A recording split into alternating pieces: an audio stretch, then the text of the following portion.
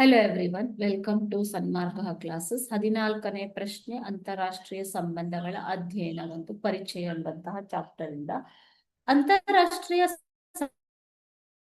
ಸಂಬಂಧಗಳ ಅಧ್ಯಯನವು ವಿಶ್ವವು ಎದುರಿಸುತ್ತಿರುವ ಪ್ರಮುಖ ಸವಾಲುಗಳ ಕುರಿತು ಜ್ಞಾನ ನೀಡುತ್ತದೆ. ಹೇಗೆ ಅಂತ ಕೇಳಿದ್ದಾರೆ. ಅಂತಾರಾಷ್ಟ್ರೀಯ ಸಂಬಂಧಗಳ ಅಧ್ಯಯನವು ವಿಶ್ವ ಎದುರಿಸುತ್ತಿರುವ ಪ್ರಮುಖ ಸವಾಲುಗಳು. ಈಗ ವಿಶ್ವ ಎದುರಿಸುತ್ತಿರುವ ಪ್ರಮುಖ ಸವಾಲುಗಳು ಯಾವುದು ಮಕ್ಕಳೇ? ಹಸಿವು, ಅಪೌಷ್ಟಿಕತೆ, ಬಡತನ, ಅನಾರೋಗ್ಯ, ಅನಕ್ಷರತೆ,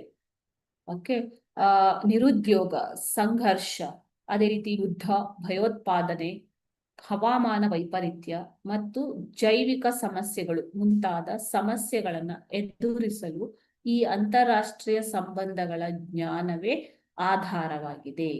ಓಕೆನಾ?